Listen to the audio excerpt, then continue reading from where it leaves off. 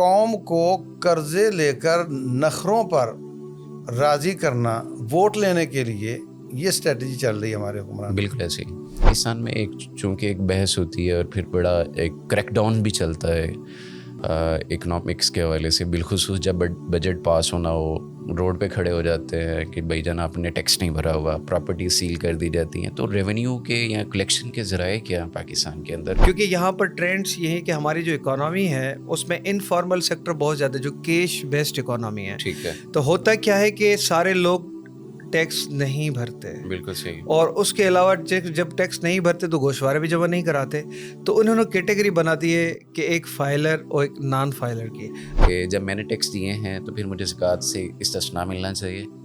یہ کہنا کہ نہیں جناب ہم تو زکوٰۃ سے ملک چلا کر دکھا دیں گے، یہ بھی بڑھ ہے۔ جو ہمارا غریب طبقہ ہے یا متوسط طبقہ ہے وہی ٹیکس دیتا ہے، اور جو امیر طبقہ ہے وہ رعایات لے لیتا ہے مختلف مد میں مختلف چیزوں کو انپٹ کر کے۔ تو یہ عوام کے لیے کیا ریلیف ہے یا کیا فائدہ ہے اس میں؟ اب پاکستان میں ایسی کئی ٹیکس آفیسز ہیں جن کو چلانے کا خرچہ وہاں سے ٹیکس کلیکشن سے بہت زیادہ ہے۔ ایک عورت تھی، اس سے گناہ ہو گیا، اس کو پکڑا، 3 بار 4 بار آئی، کہنے لگی جی مجھے آپ پاک کریں، لے گئے، اس کے سر پہ پتھر لگا حضرت خالد بن ولید کا، اور خون کا فوارہ نکلا ان پر آ گیا، کہنے لگے عورت نے مجھے گندا کر دیا۔ تو رسول اللہ صلی اللہ علیہ وسلم فرماتے ہیں اس نے ایسی توبہ کی ہے، اگر ٹیکس لینے والا بھی یہ توبہ کرتا تو اس کو معافی مل جاتی۔ بسم اللہ والصلاۃ والسلام علی رسول اللہ، رب اشرح لی صدری ویسر لی امری واحلل عقدۃ من لسانی یفقہوا قولی، اللہم صلی وسلم علی نبینا محمد۔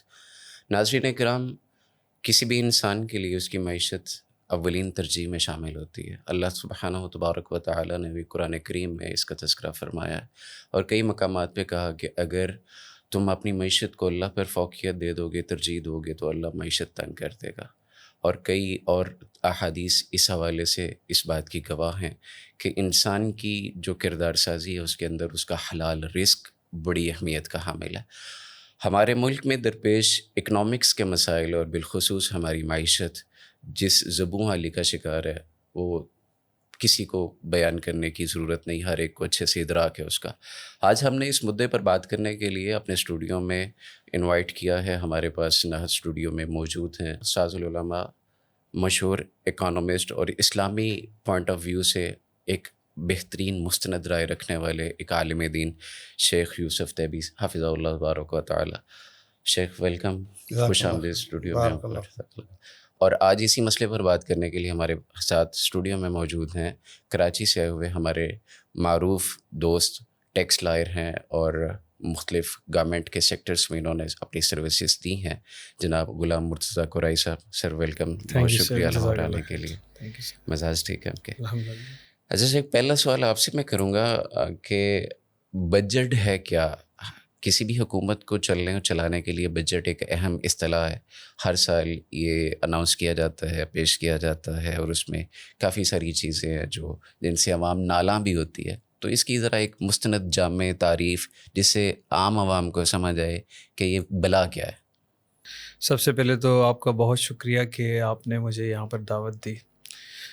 سر، بجٹ کے حوالے سے ہم اس کو آسان الفاظ میں اس طرح سمجھ سکتے ہیں کہ جیسے ایک بندہ اپنا گھر چلاتا ہے، اب گھر چلانے کے لیے اس کو آمدنی کے ذرائع چاہیے جہاں سے آمدنی آئے، اور اس کے بعد اس کے خرچے ہوتے ہیں، خرچوں کے بعد وہ کچھ اپنے لیے چیزیں جیسے کہ قیمتی چیزیں وہ بناتا ہے، گھر بناتا ہے، گاڑی لیتا ہے اور مختلف چیزیں۔ پھر اگر مثال کے طور پر اس کے پاس پیسہ زیادہ ہے جی، تو وہ باہر کے چکر لگاتا ہے، حج عمرہ کرتا ہے، گھومنے جاتا ہے۔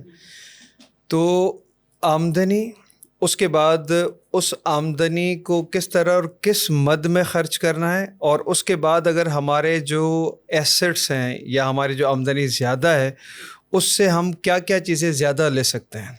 اسی طرح اگر ایک ملک کی اکانومی میں دیکھیں تو بجٹ کا جو مفہوم ہے وہ یہ ہے کہ ہمارے پاکستان کے آمدنی کے ذرائع کون کون سے ہیں، کہاں سے ہمیں پیسہ ملتا ہے۔ اس کے بعد یہ جو پوری گورنمنٹ ہماری مشینری چل رہی ہے، اب اس گورنمنٹ مشینری میں ایگزیکٹو ہے, جوڈیشری ہے, پارلیمنٹ ہے, سیکیورٹی ایجنسیز ہیں, اور بہت سارے ادارے کام کر رہے ہیں. تو ان اداروں کو چلانے کے لیے خرچہ چاہیے. جی. اس کے علاوہ ہمارے پاس صوبے ہیں, ان صوبوں کو بھی مختلف ذرائع سے آمدنی جو آتی ہے ان کو ان سے حصے شیئر کیے جاتے ہیں. اس کے علاوہ جو پاکستان ہمارا ملک ہے, اس میں اسکول بنانے ہیں, روڈ بنانے ہیں, ایئرپورٹس بنانے ہیں. جی بالکل. تو اس میں کہاں کہاں خرچہ ہوگا, تو اس کی پوری تفصیلات ایک یعنی کہ سال کے لیے پاکستان میں یہ ہے کہ جو فسکل ایئر ہے 1 جولائی, کسی بھی سال کے 1 جولائی سے, فار ایگزامپل جو ابھی ہمارا بجٹ پیش ہوا ہے یہ لاگو ہوگا 1 جولائی 2023 سے اور 30 جون 2024 تک. تو اس پورے سال میں ایک ایسٹیمیٹ کہ ہمارے پاس کہاں کہاں سے پیسہ آئے گا اور اس پیسے کو کس مد میں کہاں کہاں خرچ کیا جائے گا, اور اس کے علاوہ ہم اس سے کون سے ڈیولپمنٹل ایکسپینڈیچر کریں گے کہ کون سا انفراسٹرکچر ڈیولپ کریں گے پاکستان میں. تو یہ بجٹ یہ ہے. ٹھیک ہے. اچھا شیخ صاحب, میں آپ سے اسی حوالے سے نبی کریم صلی اللہ علیہ وسلم کی ہم بات مسلمان ہیں تو ان سے بڑھ کے تو کسی کی بات نہیں ہے. انہوں نے مدینہ میں ایک ریاست قائم کی اور اس ریاست کو چلایا اور اس کے سارے معاملات دیکھے چلائے, اور ان کے بعد آپ کے خلفاء نے اس کو وسیع بھی کیا اور چلایا بھی. تب بجٹ کی کیا صورتحال تھی عہد نبوی میں بھی اور صحابہ کرام رضوان اللہ علیہم اجمعین کے دور میں؟ یہ کس طرح چیزیں, یا یہ جدید اصطلاح ہے اور اس طرح سے اس کو لے کے چلا جا رہا ہے؟ بسم اللہ الرحمن الرحیم. اللہ تبارک تعالیٰ آپ کی کاوشوں میں برکت کرے. آپ نے ہمیں یہاں بلا کر یہ باتیں کرنے کا موقع دیا. میں جو سمجھا ہوں بجٹ کو وہ یہ ہے کہ آپ کی آمدن ہے اور آپ کے گھر کے اخراجات ہیں, تو آپ اپنے اتنی چادر کے مطابق پاؤں پھیلاؤ تاکہ آپ ڈیفیسٹ میں نہ چلے جاؤ. بالکل ٹھیک ہے. اور یہاں جو بجٹ ہے نا یہ تو مطلب مذاق ہے, اس لیے کہ ایک تو یہ کہ وہ بجٹ ایک نہیں ہوتا, منی بجٹ بھی آتے ہیں, تیسرے چوتھے میں نیا رہے ہوتے, تو پھر اس کی کیا حیثیت رہے گی جب آپ نے اسی طرح کرنا ہے قسطوں میں گرانٹ پاس کر لی جاتی بسا ہوگا. نہیں ویسے بھی جب آپ مطلب دیکھتے ہیں کہ عوام کا پارا چڑھ جائے گا تو آپ وہاں تھوڑا ہاتھ ہلکا رکھ کے تو آپ کہتے ہیں واہ بھائی واہ ہم نے عوام دوست بجٹ دے دیا, اور تیسرے مہینے آپ ایک اور لے کے آ جاتے ہیں. تو وہ تو ایک تو جھنگا مشتی چل رہی ہے نا, عوام کے ساتھ دھوکہ چل رہا ہے. دوسری بات یہ ہے کہ جب آپ نے اپنے اخراجات ہی کم نہیں کرنے, کہ آپ دیکھ رہے ہیں کہ آمدن کم ہے تو آپ اخراجات کم کرتے ہیں. آپ اپنے بچوں سے کہتے ہیں بیٹے یہ دیکھو گوشت ہفتے میں 1 دفعہ پکے گا یا مہینے میں 1 دفعہ پکے گا, کیونکہ میرے پاس پیسے نہیں ہیں. بالکل صحیح. جب آپ نے روزانہ پکانا ہے تو بجٹ کا کہاں وہاں کیا فائدہ رہ گیا؟ مطلب ہمارے جو جتنے بھی ایکسپینسز ہیں, جو ہماری شاہ خرچیاں ہیں, جو ایک ڈی سی اور اے سی کے بینگلوز ہیں جی, اور اس کا جو عملہ ہے, ابھی ریسنٹلی تو اتنی گاڑیاں بھی پرچیز کی جا رہی ہیں یہ سب تو جب آپ نے جب فارن کے دورے ہوتے ہیں تو وہاں آپ نے دبا کر کے لوگوں کو ساتھ لے کر جانا ہے جن کی کوئی ضرورت بھی نہیں ہے, اور ان کو جا کر کے مہنگے ہوٹلوں میں رکھنا ہے اور ان کو آپ سارا کچھ بھی کرانا ہے. تو آپ بجٹ کس مطلب میں, یہ بجٹ کا تو مقصد ہی فوت ہو جاتا ہے. آپ نے تو اندازہ لگانا تھا کہ میں اپنے حساب سے رکھوں تاکہ میں ڈیفیسٹ میں نہ جاؤں, تو ڈیفیسٹ میں تو آپ نے جانا ہی جانا ہے, قرض تو آپ نے مانگنا ہی مانگنا ہے. تو پھر بجٹ کا کیا مطلب بھائی؟ اس کو تو آپ ہمیشہ کہتے ہو جی اتنا خسارے میں گیا, اتنا خسارے میں گیا. تو یہ ایک رسم رہ گئی ہے, اصل میں یہ بجٹ نہیں ہے. ٹھیک ہے. دوسری بات ہے کہ اصل جو کرنے کا کام ہے کہ آپ اگر غریب ہیں تو آپ اپنی کفایت شاری کریں, قناعت کے ساتھ چلیں. صحابہ کرام اور نبی صلی اللہ علیہ وسلم اس پر تھے, یعنی بجٹ نہ بناؤ اور جو کرنے کا کام ہے وہ کرو, جو ضروری ہے بس. ہاں, اور یہاں کیا ہے کہ کرنے کا کام نہ کرو اور بجٹ بنا لو. یہ ایک بنیادی سا فرق ہے. اب رسول اللہ صلی اللہ علیہ وسلم نے جو کفایت شعاری سکھائی, یعنی آپ حیران ہو جائیں گے, اس سے آگے کوئی جا نہیں سکتا. کہ ہمارے یہاں کروڑوں لوگ گورنمنٹ کی تنخواہ پر ہیں, ایسے ہی. ٹھیک ہے, آپ ججوں کی تنخواہیں دیکھ لو, آپ ایم پی ایز کی دیکھ لو, وزیروں کی ٹھاٹ باٹ دیکھ لو, ان کے پروٹوکول دیکھ لو ہمارے. اچھا یہ تو بیچارے کما کر کھاتے ہیں, چلو یہ بھی ہیں.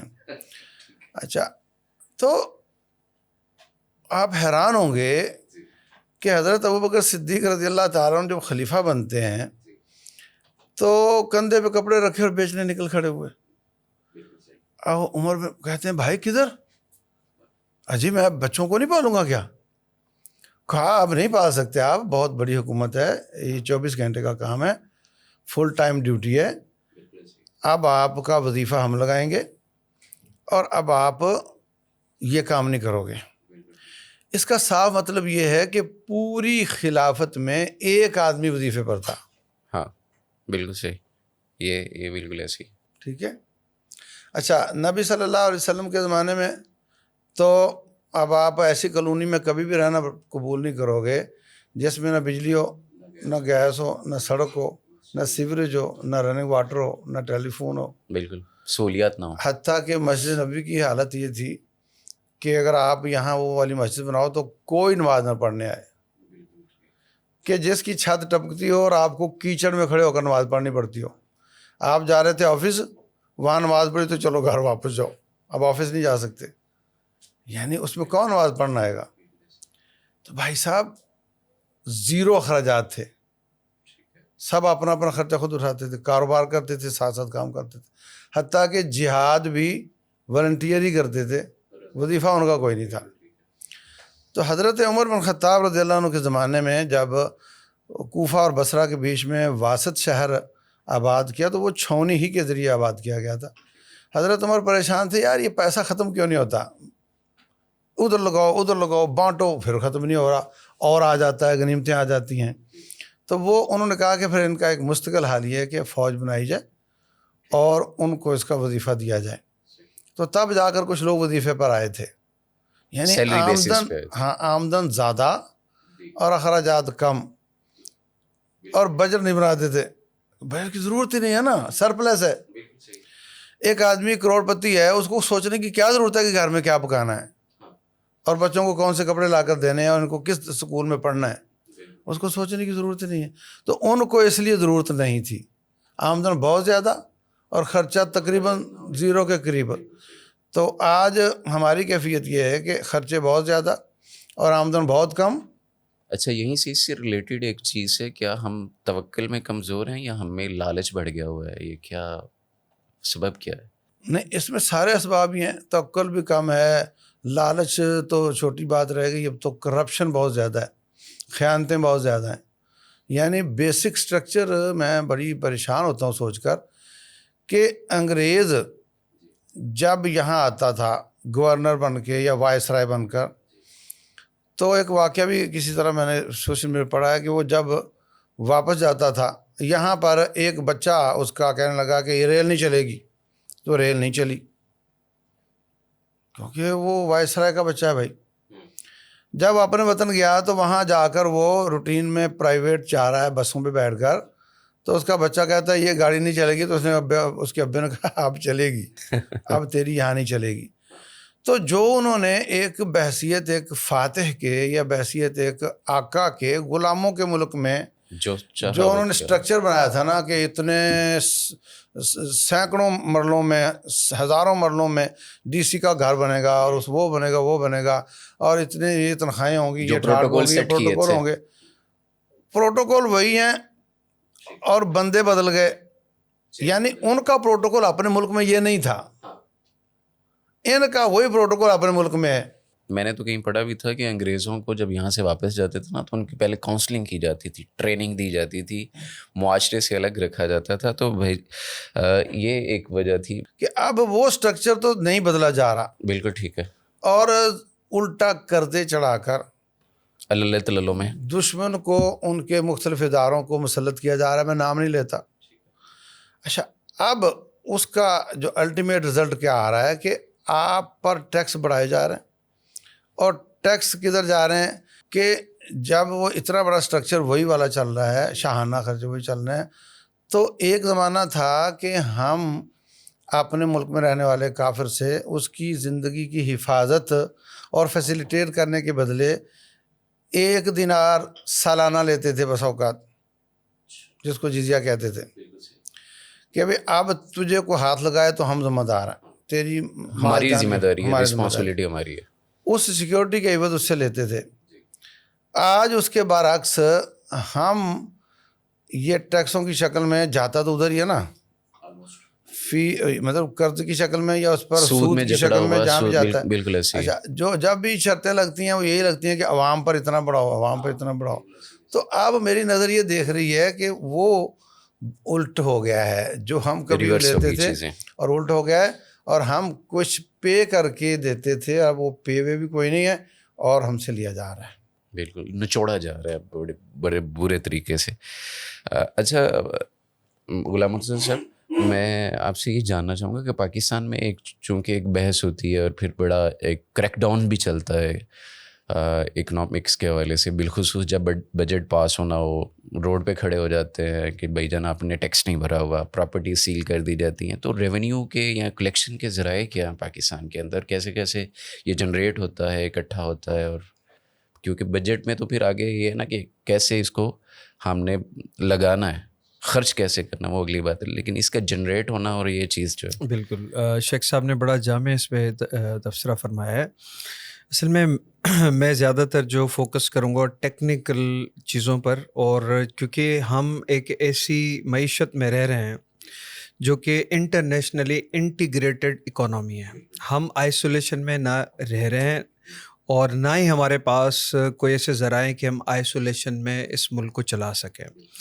اب سب سے پہلی بات یہ کہ جتنے ظاہر ہمارے خرچے ہیں اور جو اس ملک کو چلانے کے لیے جو ہمیں اسباب و ذرائع درکار ہیں، تو ہمارے پاس ایک تو ریونیو کے ذرائع ہیں، جس میں سب سے زیادہ جو ہمیں ٹیکس کلیکٹ کرنا پڑتا ہے وہ انکم ٹیکس کی مد میں ہوتا ہے.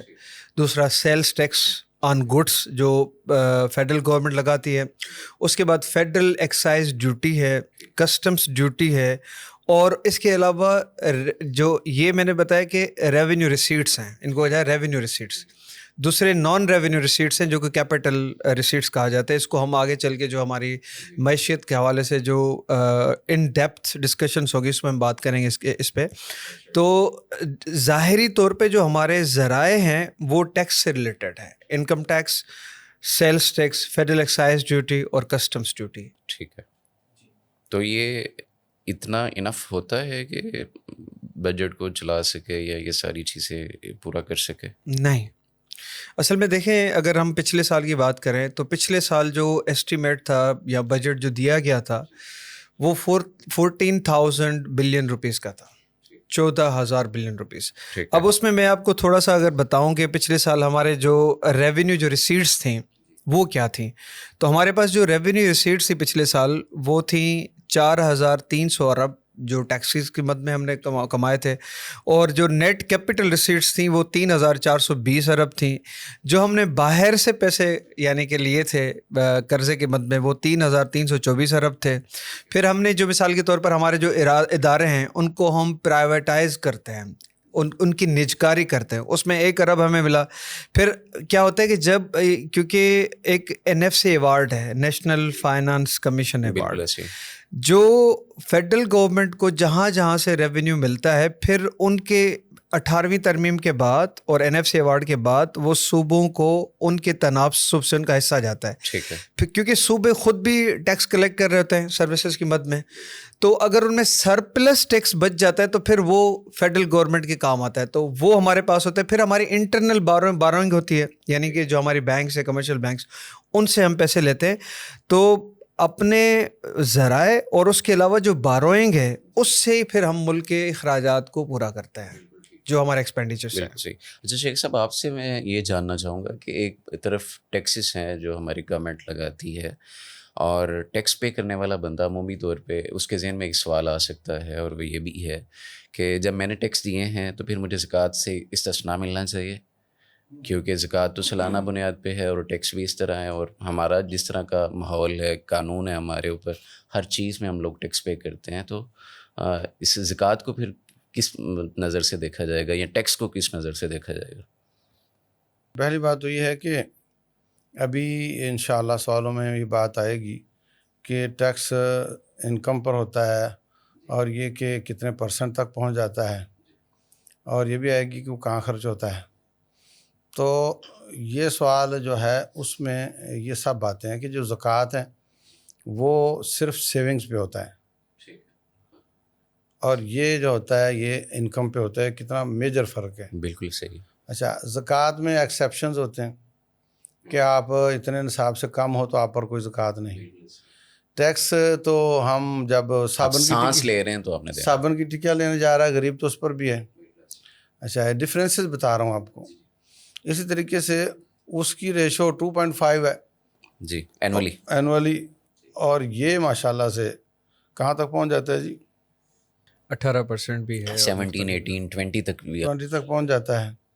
اچھا, پھر وہ جو ہے وہ اللہ تعالیٰ نے غریب کا حق رکھا ہے, یعنی آپ پر نہیں واپس لگے گا. وہ آپ سے زکوٰۃ لے میں لی اسے فیسیلیٹیٹ نہیں ہو سکتا. تو خذ من اغنیائہم فترد علی فقرائہم, غنی سے لے کر فقیر تک جائے گا. جبکہ ٹیکس کا میں خود بینیفیشری بھی ہوں, میں روڈ پہ چل رہا ہوں, میں پولیس والا کھڑا ہے میری تنخواہ سے کھڑا ہے, تو جب میں خود بینیفیشری ہوں تو پھر میں تو پھر وہ نہیں, یہ تو سروسز کے مقابلے میں ہے.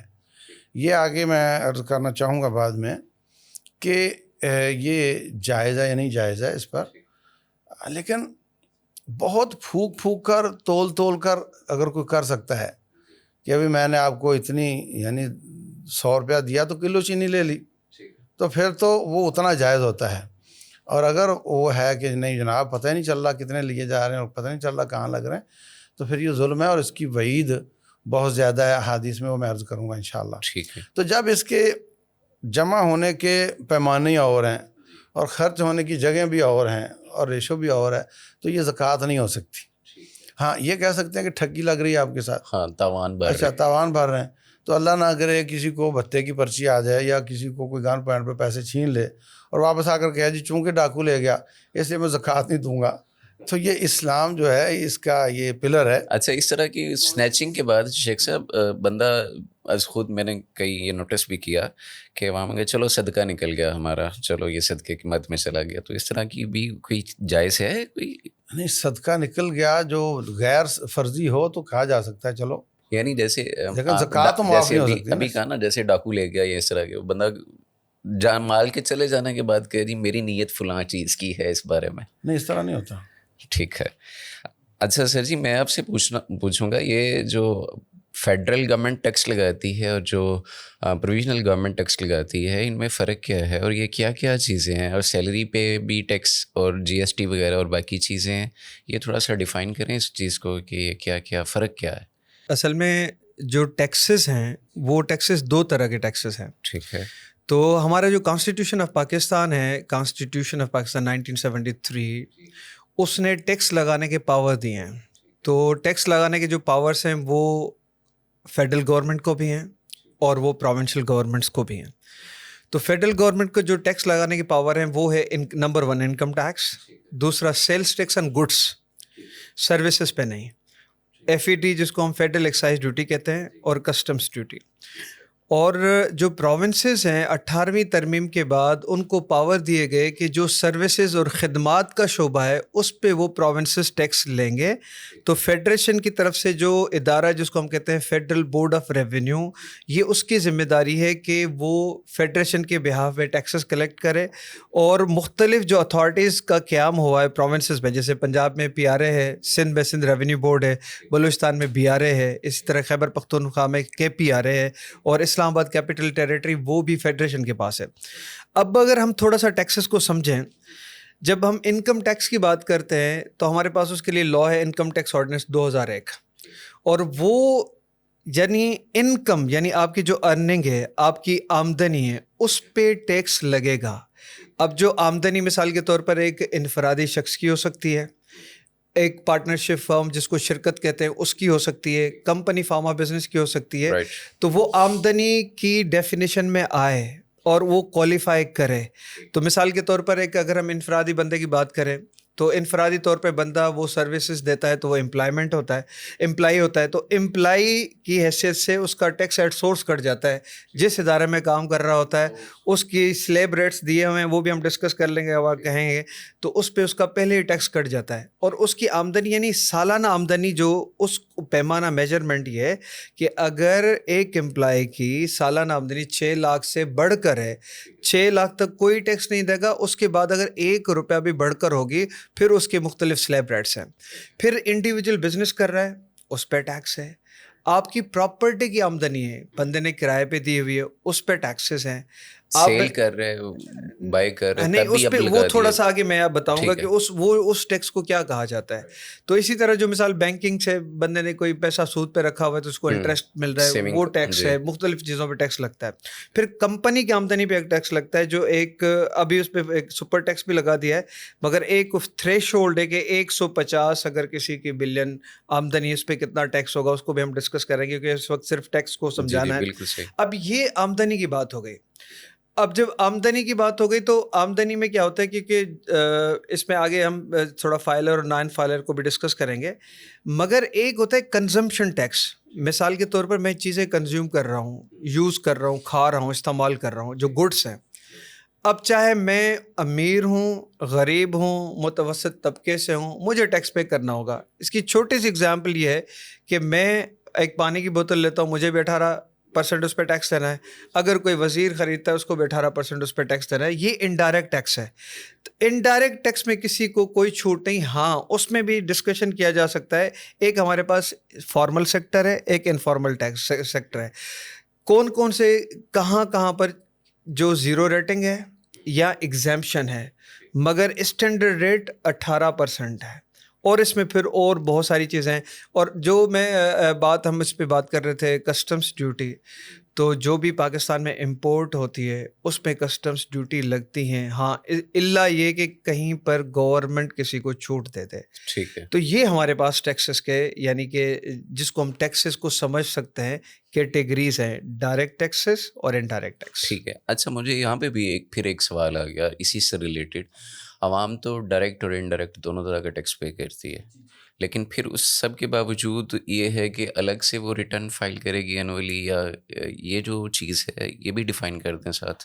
اصل میں جو بندہ ٹیکس پے کر رہا ہے, چاہے وہ امپلائی ہے, بزنس مین ہے, یا اس کی آمدنی جو اس کی پراپرٹی سے آ رہی ہے, جس آمدنی پر اس نے ٹیکس پے کیا ہے اس کے گوشوارے اس کو ہر سال جمع کرانے پڑیں گے.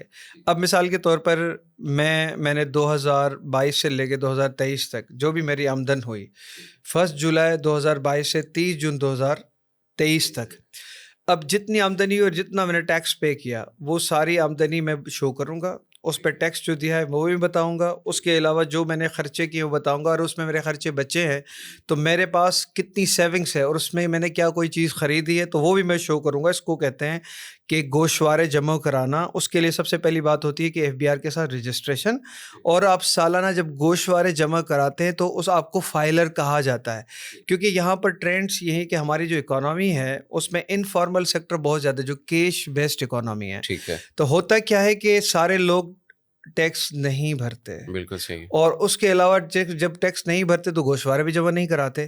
تو انہوں نے کیٹیگری بنا دی ہے کہ ایک فائلر اور ایک نان فائلر کی.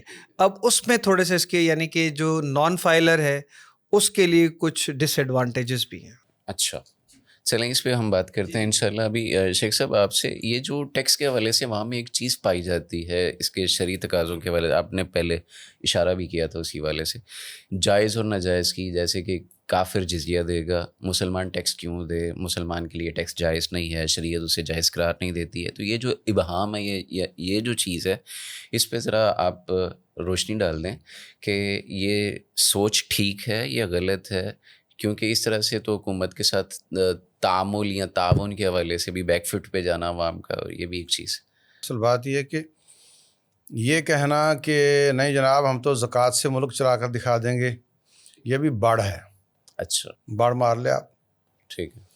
اور اگر آپ کہیں کہ جو ٹیکس لگائے گئے ہیں یہ سب ٹھیک ہیں تو یہ بھی ظلم ہے. صحیح ہے. بات یہ ہے کہ پہلی بات یہ ہے کہ کیا عہد نبوت میں جیسے میں نے عرض کیا کہ اخراجات تو تھے نہیں, نہ کوئی یونیورسٹی تھی, نہ کوئی لیکچرر تھا, نہ کچھ روڈ پہ پولیس والا کھڑا ہوتا تھا. مطلب جہاں بھی ہمارا وہ بجٹ لگ رہا ہوتا ہے وہ نہیں تھا. تو سب اپنا اپنا حساب سے چل رہے ہوتے تھے, حتیٰ کہ زمینوں کی رجسٹریشن بھی نہیں تھی.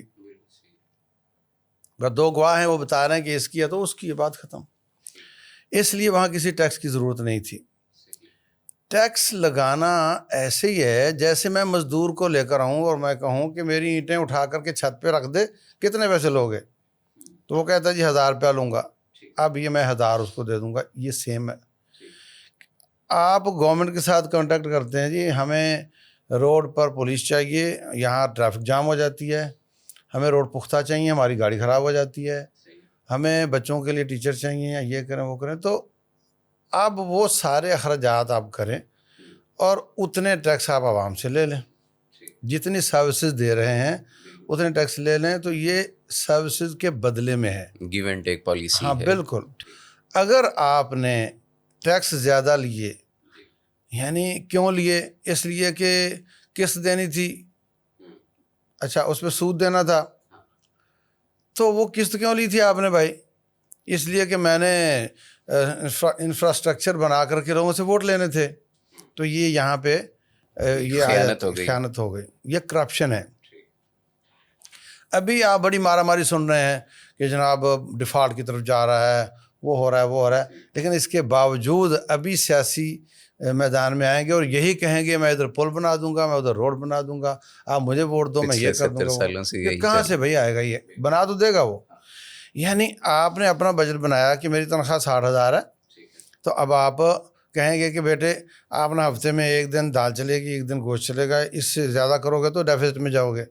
اب بجٹ بنا کر آپ نے رکھا کاغذ پر, اور بعد میں روزانہ ہی گوشت چل رہا ہے, اور باہر سے وہ پانڈا بھی آ رہا ہے جناب, جی فوڈ پینڈا, سمجھے نا. اب یہ ہمارے ساتھ یہ ہو رہا ہے کہ وہ فضول خرچیاں ختم نہیں ہو رہی, ختم نہیں ہو رہی, بجٹ بنا لیتے ہیں, جی بس ٹھیک ہے, صرف عوام کو دکھانے کے لیے ایک فگر سیٹ کر لیے جاتے ہیں کہ یہ فگر. اس میں بھی بڑا ہی گھپلا اور بہت زیادہ دھجل ہوتا ہے. یہ بتائیں گے ہمیں کہ قرائی صاحب کہ اس میں کیا غلط ہوتا ہے جو فگرز کی مار ماری جاتی. اچھا میں یہ کہنا چاہ رہا ہوں, جو آپ نے کہا تھا کہ یہ اس کا کہا تھا کہ تو یہ صرف گیو اینڈ ٹیک ہے سروسز کے مقابلے میں. عوام بائیک آؤٹ کر سکتی ہے کہ بھائی آپ نے مجھ سے اس مد میں اتنا ٹیکس لے لیا ہے, اب میں تو آپ کو ٹیکس پے کر چکا ہوں, آپ مجھے فیسیلیٹیٹ نہیں کر رہے, سو میں تو اب کچھ بھی نہیں آپ کو. ایک منٹ میں پہلے سوال کا جواب پورا کر لوں, میں انشاءاللہ اس پہ آتا ہوں. بات یہ ہے کہ اگر کوئی شخص سروسز سے زیادہ ٹیکس لیتا ہے تو اس کے لیے بڑی سخت وعید ہے. رسول اللہ صلی اللہ علیہ وسلم نے, ایک عورت تھی, اس سے گناہ ہو گیا, اس کو پکڑا, 3 بار 4 بار آئی, کہنے لگی جی مجھے آپ پاک کریں, لے گئے, تو اس کے سر پہ پتھر لگا حضرت خالد بن ولید کا, اور خون کا فوارہ نکلا ان پر آ گیا. تو کہنے لگے عورت نے مجھے گندا کر دیا. تو رسول اللہ صلی اللہ علیہ وسلم فرماتے ہیں کیا بات کیا آپ نے؟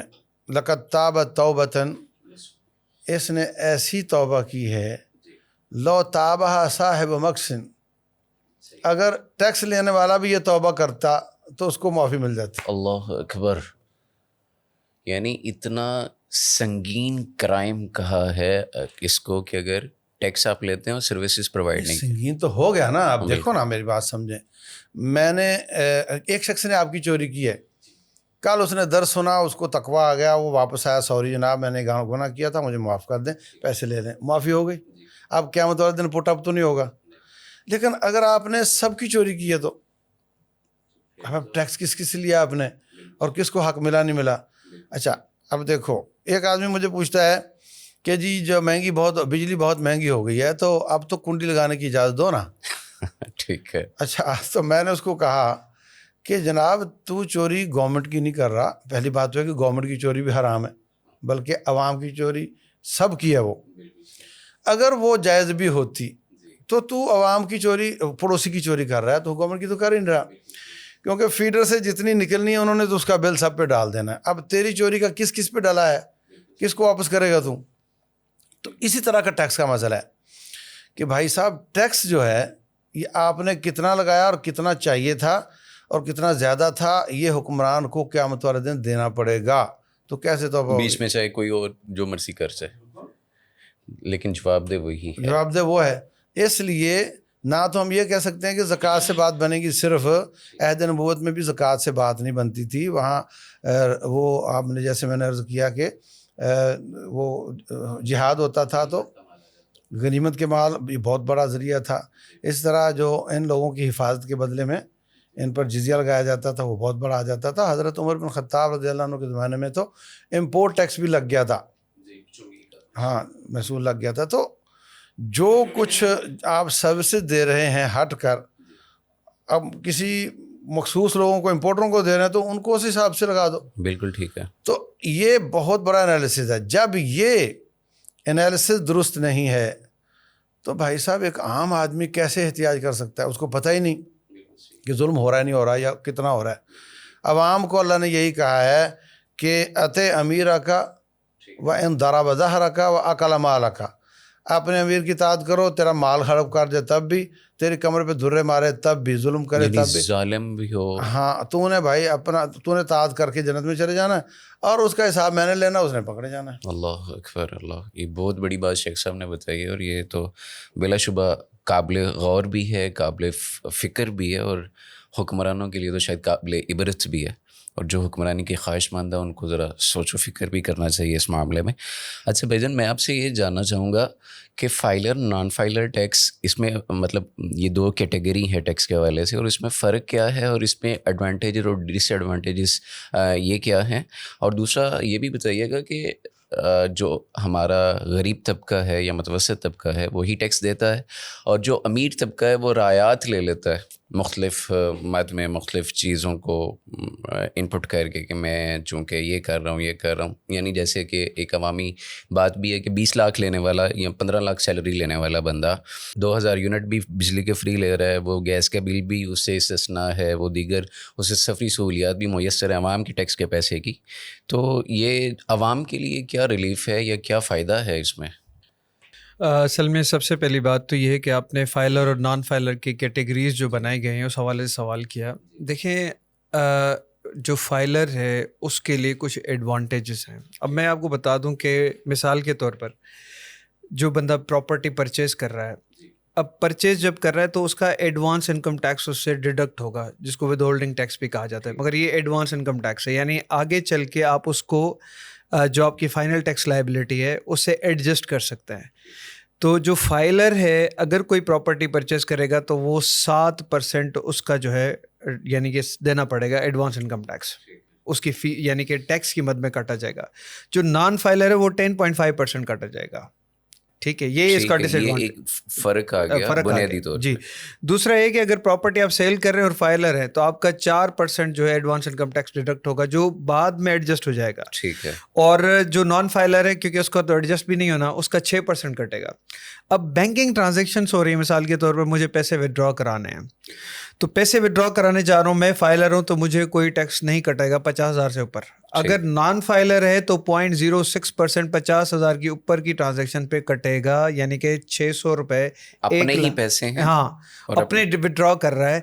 نان فائلر ہونے کی وجہ سے اس کو نقصان ہے. اسی طرح بہت ساری چیزیں خرید اور پرچیز میں اس کو بہت سارے ڈس ایڈوانٹیجز ہیں. ایک تو بات یہ ہوگی. دوسری بات جو آپ نے فرمائی ڈاکٹر صاحب، اصل میں مسئلہ یہ کہ جو گورنمنٹ رن کرتے ہیں نا، اب ہمارے پاس جو مثال کے طور پر پلرس آف اسٹیٹ ہے، کیونکہ ہم نیشن اسٹیٹ میں رہ رہے ہیں جو سیکنڈ ورلڈ وار کے بعد جو ہماری باؤنڈریز کی گئی، تو اس میں دی ایگزیکٹو ہے جو کہ گورنمنٹ ہے، اور جوڈیشری ہے، اور اس کے علاوہ جو آپ کی پارلیمنٹ ہے. اب گورنمنٹ کے پاس پاورز ہیں، بہت سارے پاورز دیے گئے ہیں. اس میں وہ اپنے ملازمین کے لیے کچھ مراد رعایت یا ان کو مثال کے فری پیٹرول دیتے ہیں، گاڑیاں دیتے ہیں، مختلف چیزیں دیتی ہیں. تو یہ گورنمنٹ کا ایک عمل ہے، اور ڈیفینیٹلی یہ عوام کے پیسے سے ساری چیزیں چل رہی ہیں. تو اس میں اس کو کہتے ہیں اصلاحات لانا، ریفارمس لانا. تو وہ ریفارمس گورنمنٹ ہی لا سکتی ہے جس کے پاس پاورس ہیں. کہ کس طرح جیسے شیخ صاحب فرما رہے ہیں، جو کیونکہ پوری جو ہمیں رہنمائی ملے گی اسلام کے حوالے سے تو شیوخ سے ملے گی.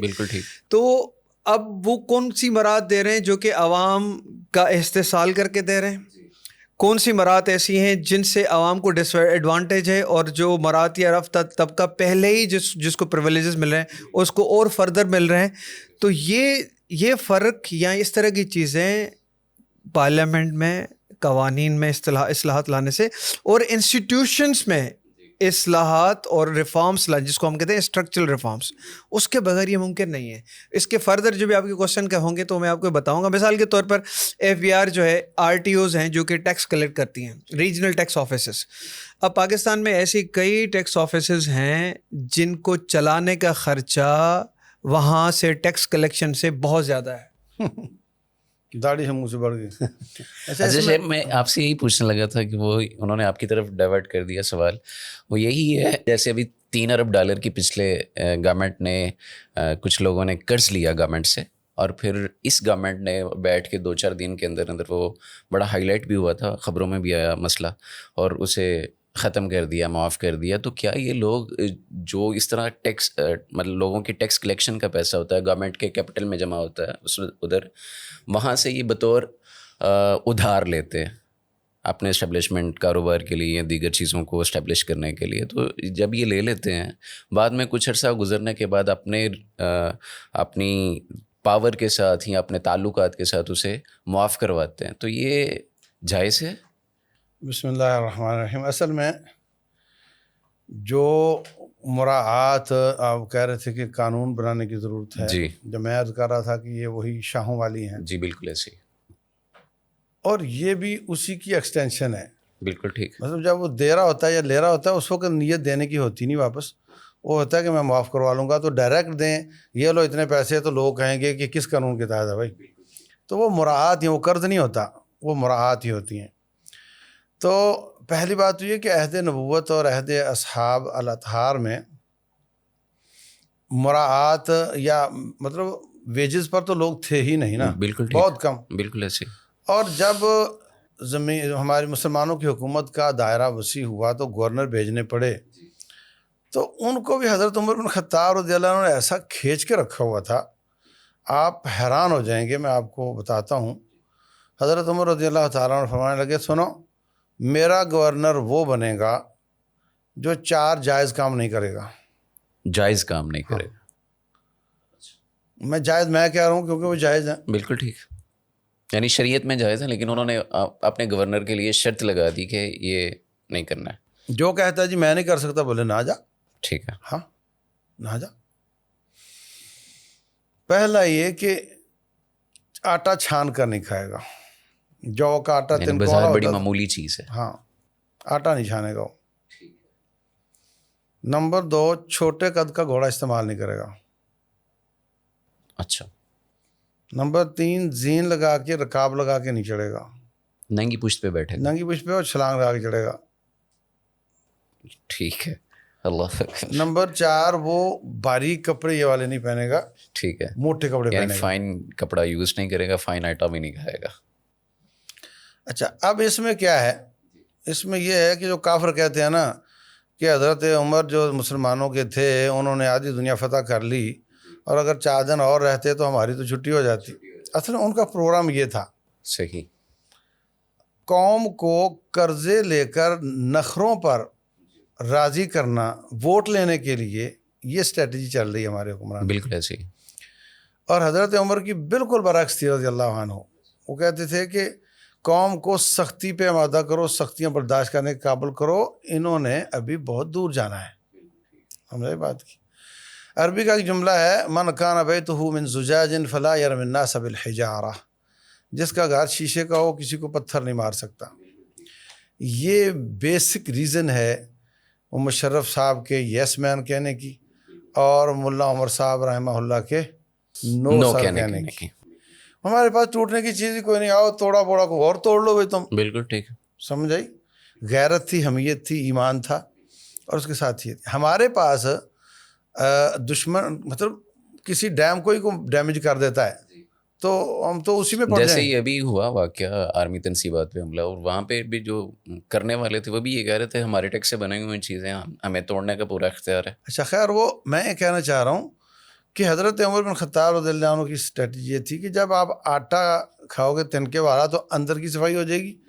जब आप मोटा कपड़ा पहन के घोड़े का लागा लगेगा, पसीने छूटेंगे और उसका और तेरा पसीना एक होगा तो तेरे बाहर के मुशक्कत भी वाला, वो भी सारे तेरे नखरे निकल जाएंगे। और जब आप ऊंची घोड़े पे चढ़ोगे तो पेट भी छोटा करना पड़ेगा, जारी बात है, समझा? फिजिकली फिट होना पड़ेगा। हाँ, तो वो इस तरीके से थे। यानी आप पता नहीं मुझे वो वाक़या सही सनद से साबित है या नहीं कि हज़रत अबू बकर सिद्दीक़ रज़ियल्लाहु ताला अन्हु वो थोड़ा थोड़ा बचा करके एक दिन उन्होंने मीठा बना लिया तो वो, लेकिन मतलब बहुत ही किफ़ायत शायरी के साथ चलाते थे। हमारे यहाँ बिल्कुल बरअक्स है कि हम तो इंजॉय करते हैं हुकूमत को, वो मुसीबत समझते थे इसको। تو یہ جو پیسے لے کر معاف کروانے والا کام ہے نا، یہ بھی ایک مراعات ہی ہیں.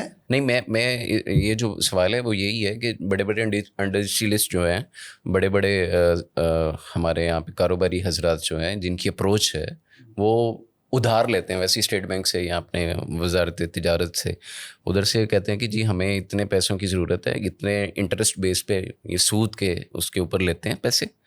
اور یہ $300 ارب کی بات آئی تھی، تو اتنے پیسے لیے اور پھر اس کے بعد ایک جو بھی کمٹمنٹ کی کہ 1 سال بعد ریٹرن کروں گا، 2 سال بعد، 4 سال بعد، تو کہا جی میرا ڈیفالٹ ہو گیا، میرا نقصان ہو گیا، تو میں تو نہیں دینے کی پوزیشن پہ، تو مجھے معاف کر دیا جائے، جبکہ ایسا ہوتا نہیں. ظاہر ہے تو یہ تو واضح قسم کی بات ہے کہ دھوکہ ہے. پہلے کہا کہ حکمران کی اطاعت کرنی ہے، تو کیا ان کو یہ اختیار ہے کہ اس طرح کی قومی خزانے کے اوپر جو نقب زنی ہوتی ہے اس کو یہ کمپنسیٹ کر سکیں، معاف کر سکیں؟ جو قومی خزانہ ہوتا ہے نا وہ اجتماعی مال ہوتا ہے. اجتماعی مال سے رسول اللہ صلی اللہ علیہ وسلم نے اتنی سختی فرمائی ہے کہ اجتماعی مال سے جانور ذبح کر کے پکا لیے تو آپ نے ابلتے ہوئی ہنڈیاں الٹوا دی تھی، بالکل ٹھیک ہے. اور بعد میں پاؤں کے ساتھ وہ بوٹیاں بھی مٹی کے ساتھ خلط مل کر دی تھی. حرام ہے، تمہارا ہے نہیں، کیوں کھا رہے ہو؟ اور فرمایا کہ ایک غلام تھا مدعم، وہ پلان کس رہا تھا گھوڑے پہ، تو ایک پتہ نہیں کدھر سے تیر آیا، اس کو لگا، وہ مارا گیا. لوگوں نے کہا ہنی اللہ الجنہ، جنت مبارک ہو. میدان معرکہ ہے، نبی صلی اللہ علیہ وسلم کی قیادت ہے اور صحابہ کا دور ہے، اور تیر لگا ہے دشمن کا. بالکل. تو آپ نے فرمایا کیا بات کر رہے ہو؟ اس نے اجتماعی مال سے چادر چرائی تھی جو آگ بن کر اس پر لپٹ رہی ہے، یہ اجتماعی مال ہے. جب یہ بات کی نا تو ساتھی بڑے پریشان ہوئے. ایک نے بوٹ کے تسمے چرائے تھے، بوٹ تو نہیں تھے، بس تسمے چرائے تھے، وہ لے کر آ گیا. جی آپ نے فرمایا شراکان من النار، یہ تسمے آگ کے تھے اگر تو نہ واپس کرتا. اللہ اکبر. اور لفظ بولا کہ حتی الخیط والمخیط، اگر کسی نے سوئی اور دھاگا بھی یہاں سے اٹھایا نا، جی واپس لا کے جمع کراؤ. اور یہ تربیت تھی رسول اللہ صلی اللہ علیہ وسلم کی کہ حضرت عمر بن خطاب رضی اللہ عنہ نے جب کیسر و کسریٰ کو فتح کیا تو وہ لوگ سونے کے درخت اور اس میں ہیروں کے پھول انہوں نے خزاں میں سیر کرنے کے لیے بنائے ہوتے تھے. صحیح، یعنی جیسے آرٹیفیشل ہمارے آرٹیفیشل. تو وہ اکھڑ کے جب آئے تو ان کے کیل جو تھے نا بیچ میں لیور، وہ بھی سونے کے تھے. تو یہ مدینہ میں ڈھیر ہوئے تو ایک لیور بھی کم نہیں تھا، ایمانداری اتنی تھی. ہاں، یہ تربیت تھی نبی صلی اللہ علیہ وسلم کی. تو اجتماعی مال بڑا ہی خطرناک ہوتا ہے. میں پہلے بھی عرض کر چکا ہوں کہ ایک آدمی کسی کی چوری کر کے توبہ نصیب ہو جائے تو واپس کر دے گا. جس نے گنا نکالا ہے ٹرالی سے، وہ اس کو کہاں سے تلاش کرے گا؟ بالکل ایسے. تو یہ مصیبت ہے کہ کوئی جوتی کا چور ہے یا گنے کی ٹرالی سے وہ کھینچ رہا ہے، یا وہ گورنر کرپٹ ہے یا وہ وزیر اعظم کرپٹ ہے، یہ برابر کے چور ہیں. یہ گنے والے کو وزیر اعظم بنا دو تو یہ بھی اتنا ہی کرے گا، والیوم بڑھ جائے گا. یہ اس کو موقع تھوڑا بنا دو تو چھوٹا چور ہے، ورنہ بڑا جتنی کیپیسٹی میں جو ہے سب اسی طرح کر رہے ہیں. اچھا قریشی صاحب، اس سال جو بجٹ پاس ہوا ہے اس میں انکم ٹیکس جو ہے اس میں کچھ چینجز کی گئی ہیں، وہ تبدیلیاں کیا ہیں اور ان کے اثرات کیا مرتب ہونے والے ہیں یا ہو رہے ہیں؟ تھینک یو شیخ صاحب. اصل میں انکم ٹیکس میں اس وقت تبدیلیاں کچھ ایسی آئی ہیں جیسے جو امپلائیز ہیں، جو سیلریڈ کلاس بندے ہیں، ان کا ایک جو سلیبس ہیں اس میں کچھ ریٹس بڑھ گئے ہیں جو ان کی ظاہر قوت خرید کو اور کمزور کر دے گا. اسی طرح مختلف چیزوں پر جو ٹیکس کی شرح ہے وہ بڑھا دی گئی ہے، تو ڈیفینیٹلی اس کا پورے کا پورا جو ہے نا وہ اثر پڑے گا. اب یہاں پر ایک اور جو بڑا اہم نقطہ ہی ہے، جیسے شاہد خاقان نواسی کا اب ایک بڑا مشہور جملہ چل رہا ہے کہ جی یہ نکلتے ہیں تو کروڑوں کی گاڑیوں میں گھوم رہے ہوتے ہیں، اربوں کے گھروں میں جاتے ہیں. آپ دیکھیں گے بہت سارے لوگ، ان کا لائف اسٹائل آپ دیکھیں تو بہت لیوش لائف اسٹائل ہوتا ہے، گاڑیاں، گھر بڑے بڑے اور آنا جانا، مگر آپ ان کے گوشوارے چیک کریں تو بہت کم ٹیکس دیتے ہیں، یعنی ہم سے غریب ہیں. ہاں بالکل. تو بجائے اس کے کہ ایسے طبقے کو ٹیکس نیٹ میں لانا، ٹیکس میں اصطلاحات کرنا، اور ان کو اس بات کا پابند بنانا کہ جو ان کی آمدن ہے اصل اس کے مطابق ٹیکس دیں تاکہ پاکستان کی عوام پہ بوجھ کم پڑے. تو یہ اس میں کوئی کوشش نہیں کی گئی. ہوتا یہ ہے کہ یعنی کہ جو پہلے ہی لوگ ٹیکس دے رہے ہیں نا, مثال کے طور پر ایک جو امپلائی ہے, اب جو اس کو سیلری ملے گی منتھلی, اس پہ پہلے ہی ٹیکس کٹ جائے گا. تو اس پہ اگر آپ زیادہ برڈن ڈال رہے ہیں, یا مثال کے طور جو کنزیومر ہے جو چیز کھائے گا اس پہ, تو وہ اس کو ٹیکس دینا ہی دینا ہے. تو آپ نے کوئی ٹیکس نیٹ بڑھایا نہیں ہے. وہ جو بڑے بڑے لوگ ہیں جن کی شاہانہ لائف اسٹائل ہے, ان کو آپ نے ٹیکس میں یعنی ان پہ ٹیکس ڈالا ہی نہیں ہے, تو اس میں کوئی فائدہ تو نہیں ہوگا. تو اسی طرح کی یہ چیز ایک ایکسرسائز کی اس گئی کو ہے. کیا یہ کہہ سکتے ہیں کہ تاجر نما چوروں کی حکومت ہے جب سے یہ چل رہا ہے؟ اور اس حوالے سے شیخ صاحب زیادہ سے بہتر وہ روشنی تو ڈال سکتے ہیں. ہم ان سے انشاءاللہ رائے میں لیں آپ گے. کو لیکن ٹیکنیکل جو بھی لیکن میں یہی جو آپ کی یہاں ہمارے ملکی حالات کی وجہ سے جو تاثر آ رہا ہے وہ یہی آ رہا ہے کہ یہ ایک دوسرے کے مفادات کے محافظ ہیں. اس میں یہ کہوں گا کہ 100% جو پریویلیجڈ کلاس ہے یا جو پاکستان کا, میں اب تھوڑا سا آپ کی بات بتاؤں, میں ایک ٹیکس ڈپلوما کر رہا تھا, تو وہاں سے ایک باہر سے لڑکا ہے تو وہ بھی ٹیکس ڈپلوما کر رہا تھا. صحیح. تو میں نے کہا باہر بھائی مطلب فارن سے یا؟ جی اچھا ٹھیک ہے. میں نے کہا آپ تو باہر سے پڑھ کے ہیں, آپ کو کیا ضرورت ہے؟ اس نے کہا یار پاکستان کا ٹیکس بہت کمپلیکس ہے. یہاں پر یہ ہوتا ہے کہ جس کی گورنمنٹ ہوتی ہے یا جس کی لابی مضبوط ہوتی ہے, اس میں ہم آگے چل کے جب اکنامکس پہ ڈسکس کریں گے گنے کے حوالے سے اور بہت ساری چیزیں جو ہوں گی, تو آپ کو پتہ چلے گا کہ ہر ایک لابی بیٹھی ہے جو اپنے فائدے کے لیے کام کر رہی ہوتی ہے, اور اپنے فائدے کے لیے جتنا ہو سکے, جتنا سلائس اس کو بڑا کر سکتے ہیں وہ کرتے ہیں. تو ڈیفینیٹلی یہاں پر اسٹرکچرل ریفارمز کی بہت زیادہ ضرورت ہے. پاکستان کو اس حال میں اس طرح چلایا نہیں جا سکتا, کیونکہ آپ کی بات جو ہے کہ ہمارے جو آمدن کے ذرائع ہیں, ہماری جو ویلتھ کریشن ہے وہ ہے ہی نہیں, تو ہمیں تو پھر دوسروں سے قرضہ لے کے ملک چلانا پڑے گا نا. تو یہ بہت سارے فالٹس ہیں اور فالٹ لائنس ہیں. اچھا قریشی صاحب یہ بتائیے کہ اس سال کا جو ہم نے یہ بھی ڈسکس کر لیا کہ جو ریفارمز کی گئی ہیں انکم ٹیکس میں اور اس طرح سے, تو کون سے ایسے بڑے سیکٹرز ہیں جو ٹیکس پیئر نہیں ہیں, جو ٹیکس نہیں دیتے ہیں, اگر انہیں شامل کیا جائے تو ایک چینج آ سکتا ہے, تو وہ کون کون سے ایسے بڑے مافیاز ہیں یا سیکٹرز ہیں؟ سب سے بڑا سیکٹر جو ہے وہ ایگریکلچرل ہے. اچھا ایگریکلچرل سیکٹر ہم کہتے ہیں کہ جی 45% پاکستانی جو سروس آتے ہیں. میں انٹرپٹ کر رہا ہوں یہیں پہ. ایگریکلچرل تو عمومی طور پہ اسٹرائک پہ رہتے ہیں اور کہتے ہیں جی ہمارے لیے کوئی ریفارمس نہیں ہے, اصلاحات نہیں ہیں, تو وہ ٹیکس نیٹ میں کیسے آئیں گے پھر؟ اصل میں ایگریکلچرل سیکٹر میں یا ایگریکلچر میں صرف کسان نہیں ہیں, زمیندار بھی ہے اور بڑے بڑے جاگیردار ہیں. 45% لوگ جو ہے وہ ایگریکلچر سیکٹر کے ساتھ منسلک ہیں پاکستان میں. یہ ہمارے پاس ڈیٹا آتا ہے جو اکنامک سروے وغیرہ ہے, اور اگر اس کی اوور آل کنٹریبیوشن دیکھیں پاکستانی اکانومی میں صرف 19% ہے. ٹھیک ہے. یعنی کہ جو دوسرے سیکٹر ہیں وہ ان کو چلانے کے لیے وہاں سے پیسہ یوز ہو رہا ہے. اب ہوتا یہ ہے کہ وہ کہتے ہیں کہ جی ایگریکلچر پہ ٹیکس پروونسز لگائیں گے, مگر وہاں پر آپ کو پتہ ہے جو تحصیلدار پٹواری کا جو نظام ہے وہاں ٹیکس کس طرح لگتا ہے, نہیں لگتا, کیا لگتا ہے. تو یہ بہت بڑا سیکٹر ہے جو ٹیکس نیٹ میں نہیں ہے. اب ٹیکس نیٹ میں نہ ہونے کی وجہ سے وہاں سے آمدنی نہیں آ رہی. جو ایگریکلچر سیکٹر ہے اس میں ریفارم سے الگ بہت الگ بڑا ایشو ہے کہ ان کے مسائل کیا ہیں, ان کے مسائل کو حل کرنے کے لیے کہ کون سے اسٹیپس لینے چاہیے, کیا کیا اس طرف چیزیں. مثال کے طور پر ایک ان پلینڈ اربنائزیشن چل رہی ہے کہ آپ کی جو ایگریکلچرل لینڈ ہے اس پہ جو دھڑا دھڑ وہ سوسائٹیز بن رہی ہیں, تو وہ ایک بہت بڑا الگ ایشو ہے.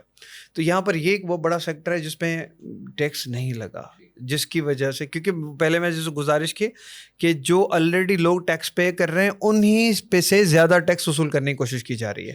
اسی طرح جو مثال کے طور پر ایک بڑا ڈاکٹر ہے اور اس کی کروڑوں میں کمائی ہے, مگر آپ جب پرائیویٹ سیکٹر میں اگر اس کے آپ ریٹرنز کھول کے چیک کریں اور اس کا لائف اسٹائل دیکھیں, اس کا گھر دیکھیں, اس کی ساری چیزیں دیکھیں, تو میچ ہی نہیں کرے گا. اسی طرح بہت بڑے پروفیشنلس ہیں, مختلف پروفیشنز کے لوگ ہیں. اس طرح ہمارے جو سیاستدان بھی ہیں, بہت سارے لوگ ہیں, وہ اس ٹیکس نیٹ میں اس طرح شامل نہیں ہیں جس طرح ایک عام آدمی سے ٹیکس لیا جاتا. اچھا میں یہاں پہ ایک چیز اور وضاحت طلب ہے. گورنمنٹ ٹیکس لگاتی ہے, ٹیکسٹائل انڈسٹری پہ سپوز کرتے ہیں لگاتی ہے, اور وہ اپنے آگے فردر جسے سپلائی کر رہا ہے اس پہ ٹیکس شفٹ کر دیتا ہے, وہ آگے اس پہ اگلے پہ شفٹ کر دیتا ہے. اینڈ پہ جو بالکل سب سے منیمم لیول پہ جو بائر ہے یا جو کنزیومر ہے, ٹیکس اس پہ شفٹ ہوتا ہے, وہ آگے کہیں اور شفٹ بھی نہیں کر پاتا, تو الٹیمیٹ پستا تو وہ ہے. تو بڑے سارے چھوٹ گئے. یہ ہے اس طرح سے. اصل میں یہ آپ وہی سیلس ٹیکس کی بات کر رہے ہیں. مثال کے طور پہ ایک مینوفیکچرر ہے, اس نے ایک پروڈکٹ بنائی 1000 روپے کی, اس پہ 18% ٹیکس لگا, 1080 روپے اس پہ آ گیا. اب وہ آ گیا, جو پروڈکٹ ہے وہ ہول سیلر بیچے اس کی گا, پرائس اتنی کر کے آگے بیچتے اس کی پرائس 2000 کرے گا, اس پہ ٹیکس اور بڑھ جائے گا. مگر یہ کہ جو ٹیکس پہلے کر چکا ہے 180 روپے, وہ مائنس کر کے اگلا وہ جمع کرائے گا. اب یہ اگلا جو مثال کے طور پر یہ چلا گیا سیلر, اس کے ریٹیلر کے پاس, ریٹیلر 3000 میں بیچتا ہے, تو 3000 پہ 180 وہ جو ٹیکس ہے وہ پرچیزر کو ہی بھرنا پڑے گا. یہ کلیکٹنگ ایجنٹس ہے گورنمنٹ کے بہاف پہ, یہ ٹیکس نہیں بھر رہا ہے, کیونکہ جو پروڈکٹ یوز کرے گا الٹیمیٹلی وہی ٹیکس بھرے گا. اس کو سیلس ٹیکس کہا جاتا ہے. نہیں, لیکن اس میں جب وہ چیز بنی, صابن کی ٹکیا ہے, تو اس میں فیکٹری والے نے جتنا ٹیکس دیا اتنا ایڈ کر دیا ریٹ میں, اوپر لکھا بھی ہوتا ہے.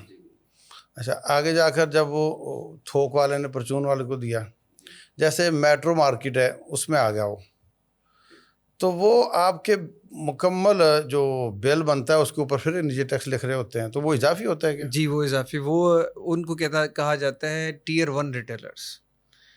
ٹیئر 1 ریٹیلرس کی وہ انہوں نے ڈیفینیشن دی. اس سال اس میں چینج بھی لائے ہیں کہ اتنے اسکوائر یارڈ میں یا اسکوائر فٹ میں شاپ ہو جس میں اے سی لگا ہوا ہو, یہ کنڈیشنز میٹ کریں گے تو وہ بھی ٹیکس لگیں. جیسے بیکریز, پہلے آپ بیکری آئٹمس خریدتے تھے تو ٹیکس نہیں لگتا تھا, اب آپ کو پے کرنا پڑتا ہے. تو وہ ٹیئر 1 ریٹیلر کی ڈیفینیشن میں آتے ہیں.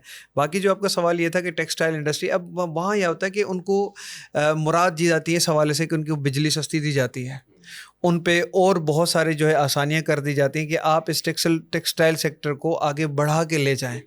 مگر وہ اس کا فائدہ پھر اسی انڈسٹری کو ہوتا ہے. انہوں نے بھی بہت اس میں مسائل کریٹ کیے ہیں. اسی طرح جو زراعت والا ہے اس کو بھی بجلی سستی دی جاتی ہے, پانی دیا جاتا ہے بھائی, پانی دیا جاتا ہے. سب سے مہنگی چیز تو وہ ہے. نہری سسٹم جو ہے اس کے ذریعے پانی, اس پر جو بیلدار, اس پر جو ملازم ہیں ان کی تنخواہیں سب, تو بنتا تو ہے ان سروسز کے مقابلے میں کہ وہ بھی کنٹریبیوٹ کریں. بالکل صحیح ہے. اچھا, ایک اور چیز سوسائٹی کے اندر ہے, اور ہم اسی پہ انشاءاللہ وائنڈ اپ کر کے باقی چیزیں نیکسٹ پروگرام میں انشاءاللہ ڈسکس کریں گے.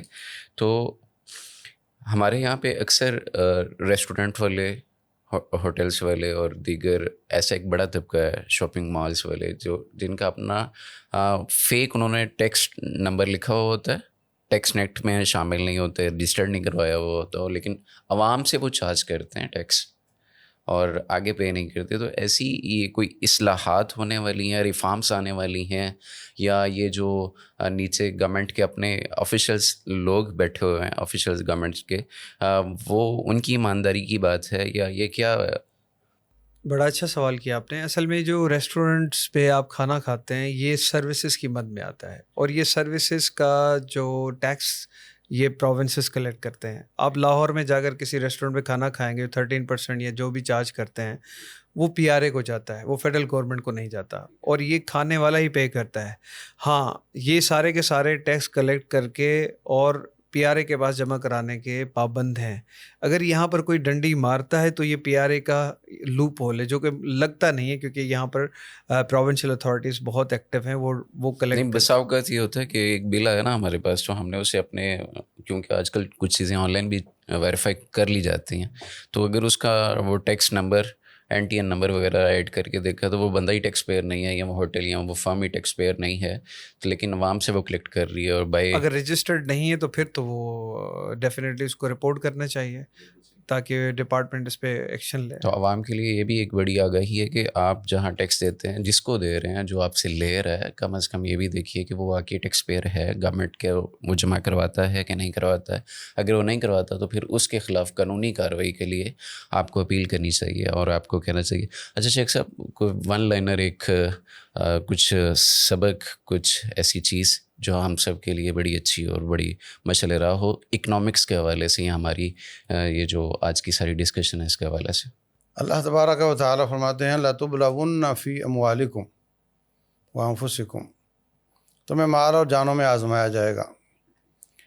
اس وقت ہر حکومت جسٹیفیکیشن میں لگی ہوئی ہے اور ہر اپوزیشن اس کو یوٹیلائز کرنے کی کوشش کرتی ہے مہنگائی کو، بالکل ٹھیک ہے. اور جب وہ آتا ہے تو وہ بھی مہنگائی ہی کر رہا ہوتا ہے، اور پھر تو وہ پہلے والا آتا ہے تو وہ بھی مہنگائی ہی کر رہا ہوتا ہے. تو عوام ان لوگوں کے دھوکے میں نہ آئیں، یہ اللہ تعالیٰ کی طرف سے آزمائش سمجھیں، اور شکایت کا جملہ نہ زبان پر لائیں، اور اس وجہ سے کنڈا سسٹم یا کوئی خیانتیں نہ کریں، بچیں اس بات سے، بلکہ اپنے اخراجات کو کم کرنے کی کوشش کریں. اللہ نے آزمایا ہے. تو اب یہ تو شور بہت ہے کہ جناب بجلی بہت مہنگی ہو گئی ہے، واقعتاً ہو گئی ہے. تو کیا کسی نے یہ اعلان کیا کہ آج کے بعد کپڑے استری نہیں ہوں گے؟ بالکل ٹھیک. تو بات یہ ہے کہ آپ کٹ لگائیں، آپ نے اپنا حساب دینا ہے. حکمران جو کر رہے ہیں انہوں نے اپنا حساب دینا ہے. آپ کو یہی حکم ہے کہ آپ اطاعت کرتے رہیں اور اللہ تعالیٰ سے دعائیں کرتے رہیں، اور ان کے لیے یہ ہے کہ وہ قیامت والے دن دے کر ہی چھوٹیں گے. آپ کو فکر کرنے کی ضرورت نہیں، تمہارا رب پائی پائی کا حساب لے گا، اس کے بغیر کوئی بچ نہیں سکے گا. تو ہمیں اسی پر رہنا چاہیے اور اپنی طرف سے اس طرح کے تصرفات نہیں کرنے چاہیے. بالکل صحیح. بہت شکریہ آپ کی آمد کا اور آپ کے اس پرمغز اور سیر حاصل گفتگو کا. دیکھتے رہیے نہر اسٹوڈیو، انشاءاللہ نئے سے نئے اور اچھے سے اچھے عمدہ موضوعات کے ساتھ اور سیر حاصل گفتگو کے ساتھ آپ کی خدمت میں. مجھے اجازت دیجیے. السلام علیکم و رحمۃ اللہ وبرکاتہ.